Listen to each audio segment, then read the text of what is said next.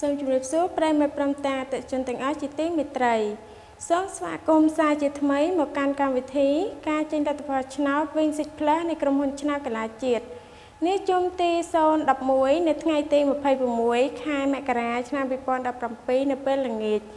ដូច្នេះសូមកុំឲ្យខាតពេលវេលាយូរនាងខ្ញុំក៏សូមអនុញ្ញាតចេញលទ្ធផលឆ្នោតជូនតែម្ដង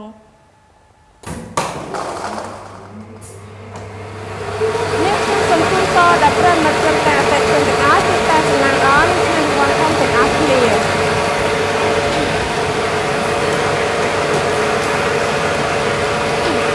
ចានៅពេលនេះលទ្ធផលឆ្នោតបានមកដល់ហើយដែលក្របពីកងទី1គឺមានលេខ34ក្របពីកងទី2គឺមានលេខ33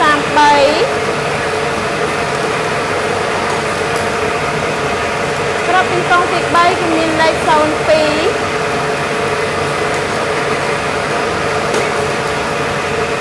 ក្របពីកងទី4គឺមានលេខ39ក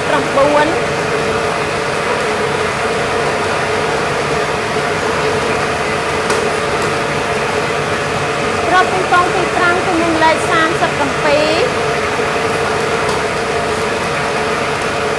ក្របពីកងទី6គឺមានលេខ27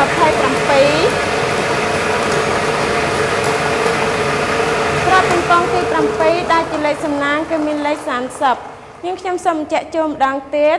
ក្របពីកងទី1គឺមានលេខ34ក្របពីកងទី2គឺមានលេខ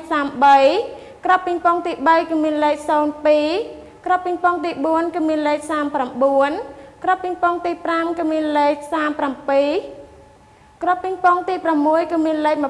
27និងក្របពីកងទី7ដែលជាលេខសំណាងគឺមានលេខ30នៅពេលនេះការចេញលទ្ធផលឆ្នោត Win Six Plus ក៏ត្រូវបានបញ្ចប់នាងខ្ញុំសូមថ្លែងអំណរគុណដល់ប្រិយមិត្តព្រមទាំងអតិថិជនទាំងអស់ដែលបានចំណាយពេលវេលាតាមដានទស្សនាហើយក៏សូមជូនពរជួបតែសំណាងល្អសុខភាពល្អនិងឈ្នះរង្វាន់ធំពីការជាឆ្នោតកន្លះជាតិពេលនេះនាងខ្ញុំព្រមទាំងក្រុមការងារសូមអរគុណនិងសូមជម្រាបលា